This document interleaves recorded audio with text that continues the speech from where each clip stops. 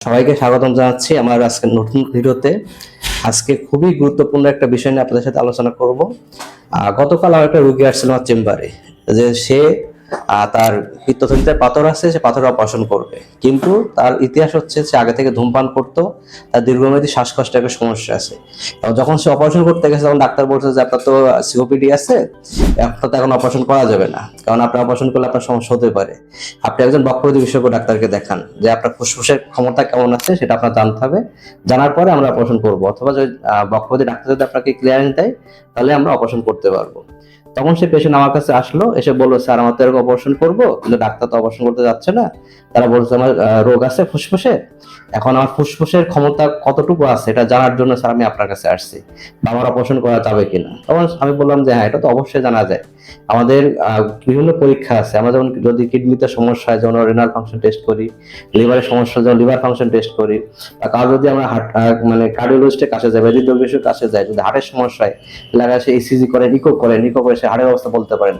তেমনই আমরা যারা বক্ষরোধী বিশেষজ্ঞ হিসেবে আছি বা বক্ষরোধী প্র্যাকটিস করি, তারাও কিন্তু আমরা একটা রোগীর বা একটা মানুষের তার ফুসফুসের কার্যক্ষমতা কেমন সেটা কিন্তু আমরা একটা পরীক্ষার মাধ্যমে নির্ণয় করতে পারি। এটা হচ্ছে যে পরীক্ষার মাধ্যমে আমরা নির্ণয় করি সেটাকে বলি আমরা স্পাইরোমেট্রি।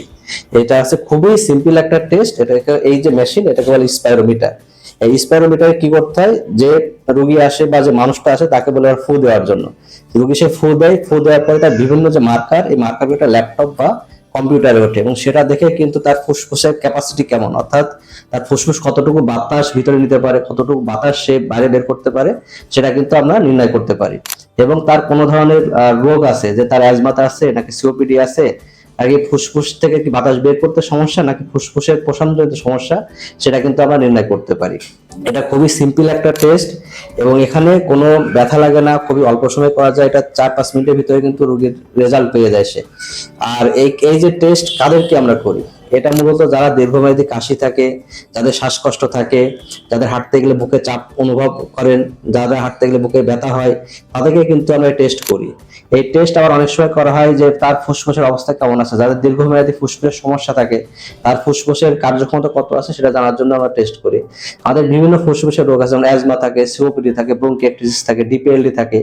এইগুলো আস্তে আস্তে প্রোগ্রেশন হচ্ছে কিনা, তার রোগটা বাড়তেছে কিনা সেটা জানার জন্য কিন্তু আমরা এই টেস্ট করতে পারি।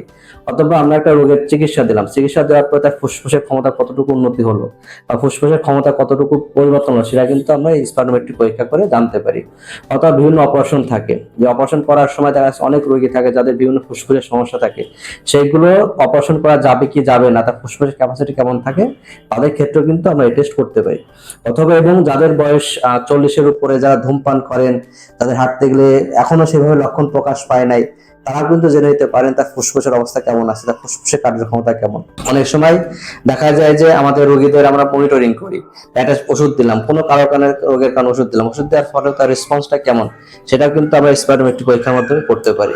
এই স্পাইরোমেট্রি পরীক্ষা আমাদের বর্তমানে আমরা সন্ধানী ডায়াগনস্টিক কমপ্লেক্সে শুরু করছি, এবং প্রতিদিন 12টা থেকে দুপুর 12টা থেকে রাত 9টা পর্যন্ত এই টেস্ট করা হয়।